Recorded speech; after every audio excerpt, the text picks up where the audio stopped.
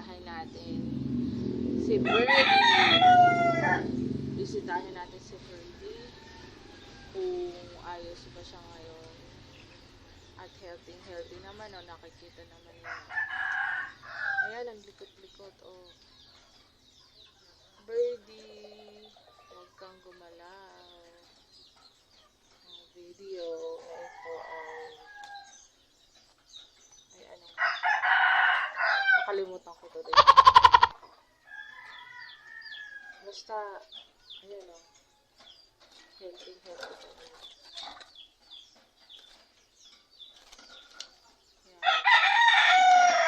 Ba't ka naglilikot? Ayan o, close up.